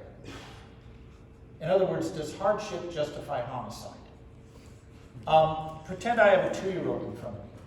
This father is a rapist, and every time the mother looks at the 2-year-old, she remembers what the father did, and she wants to eliminate her painful memories by killing the 2-year-old. Can she do it? Well, nobody's going to say yes. If the unborn are human, and we've made a case tonight they are, if the unborn are human, should they be killed to relieve us of painful memories any more than we'd kill a toddler for that reason? You see, the real issue here is not rape, it's what is the unborn. That's the real issue. Because nobody kills toddlers because they trigger painful memories, only fetuses. So the real question is, what is the unborn? In other words, hardship doesn't justify homicide. If you wake up tomorrow morning and there's a ton of garbage placed on your front yard that somebody in the night dumped there, you won't just scoop it over to your neighbor to avoid dealing with it. You will do what philosopher Peter Kreeft says. You will suffer evil rather than inflict it. Because sometimes the right thing to do isn't the easiest thing to do. Now, the inquirer at that point is at least tracking with your logic. The crusader wants none of it. So I'm going to call his bluff, because what he's really trying to do is make me look like an extremist. Oh, you anti-choicer, you just hate women. You're going to force her? She's been raped. You're going to force her? What kind of dude are you? I'm going to call his bluff. I'm going to say, okay, for the sake of argument, I'm going to grant that we allow abortion in cases of rape. It's not my position, but for the sake of argument. Will you join me in opposing all other abortions that have nothing to do with rape? What's his answer going to be? No, women have a fundamental right to an abortion. Okay, wait a minute. So your real position is if it's a fundamental right to an abortion, she can have one for any reason she wants at any time and nobody can infringe on that, right? Yeah, that's right. Well, then why don't you defend that position instead of hiding behind rape victims? You see, he's not being honest in the way he's approaching it. Does that help? Yes. Thank you. You're right, you can be heard perfectly. You did a really good job articulating it. Okay. Good job, thank you. All right, I'll take a couple more, and then I have to, these have to be very quick because my voice is about ready to give out. Got it. First off, I want to thank you for a great, succinct presentation. Thank you. Did you say you were a pastor? Are a pastor? I'm not a pastor. I was a youth minister for 5 years. Okay, well, good enough. Yeah. I think it's plain to see that the church as a large is struggling with a lot of things, and you're the life guy. So I want to ask you, how do we address churches that are not only scared to say this is truth, or even worse, say it's not truth? How do we fix this problem in our society? If a pastor is not more brokenhearted over abortion than he is terrified of what will happen to him if he preaches on it, the pulpit will be silent. Ask me how I know, because I was that pastor. I was an associate pastor at a church in Southern California. If you'd asked me if I was pro-life, I would have told you yes. But I wasn't lifting a finger to stop the killing. I'd go to the local pregnancy center banquet once a year, give an obligatory $100 and go home. In November of 1990, the director of the local crisis pregnancy center invited me to a pastor's breakfast with a speaker who would give a talk on abortion. I was 30 years old at the time. She said, "You'll like this guy. He's a lawyer. He was in the Reagan administration. He wrote the bill in Pennsylvania that cut off tax funding for abortion. You're a logical guy. You'll like him." I said, "All right, I'll go." I thought the room would be full of pastors. It was me, 4 of my colleagues, and their wives. And the speaker, Greg Cunningham, gave a very persuasive pro-life presentation that I thought, I like this guy. He doesn't hurt the brain to listen to. But then he did something that changed my life forever. And it's why I'm here today. He showed an 8-minute video depicting abortion. 55 seconds you saw, he showed an 8-minute video. I sat there and wept. And I thought, I am no different than the priest and the Levite who passed by on the other side of the road. They said they cared about the beating victim, but they didn't lift a finger to stop it or help. And I went home that day, and I took that VHS tape he showed. VHS tapes were these rectangular things. And showed it to my wife, Stephanie, and said, "I think my life has just been turned upside down." And 6 months later, with the blessing of my church, I had resigned and was trying to figure out how I could train pro-life Christians to make a case for the pro-life view. And I've been at it now for 32 years. What changed me were the images. It changed me from being attitudinally pro-life to becoming behaviorally pro-life. And pastors who are not heartbroken aren't going to make that transition. And a lot of them worship peace, as my colleague Greg Cunningham points out, more than they worship the Prince of Peace. And what ends up happening is the churches become so seeker-friendly, they become believer-worthless. And we are so afraid of offending people that we won't convey anything truthful. And just the opposite is true. You know that when non-believers hear a cogent pro-life talk, it might just tempt them to look a little deeper at Christianity. If the Christian worldview speaks intelligently to that issue, could it be that maybe it has something else to say we ought to at least maybe take a look at? So I think pastors are missing it here. They don't understand how abortion is a tremendous issue for evangelism. By the way, what keeps a lot of people from ever darkening the door of a church? Guilt over the ghost of a dead child. And when pastors are silent about abortion, I'm sorry, I'm preaching. You asked and I got going here. When pastors are silent on abortion, listeners either think it's no big deal or they think it's too big a deal to be forgiven for. Damnable either way. So, we're going to have to get pastors who are brokenhearted over this issue is the first step. And I've written in my book, The Case for Life, which I did not bring any with me tonight. I just flat out forgot to pack them. It's been a crazy 6 weeks for me. I have been writing nonstop on about 2 to 3 hours a night of sleep. Tomorrow morning at 6 a.m., I send the manuscript for the second edition of my book, The Case for Life, that has 40% new material. And that goes to the publisher tomorrow morning. It was supposed to be there 2 weeks ago. But time is relative, right? There's no truth. In there, I have a whole section on how we reach pastors. And I encourage you, the current edition of the book has that too. So I encourage you to maybe look at that. Thank you. Thank you for answering the call. Hey, you're welcome. We're probably going to make this the last question, I Okay. think. Wait, just a second. You asked one earlier, right? Yes, I did. Yeah. Who did not get to ask one? Let's do that. So I just have a quick question. Would you agree with me that probably one of the first best steps if you're discussing with someone who's pro-choice would be to establish definitions? So, Sure. like, what is life? Stuff like that. Yeah, that's why in my argument I did that. We defined what do we mean by wrong. We defined what do we mean by abortion. What do we mean by the unborn? In other words, that's why I unpacked those. Because I think it is.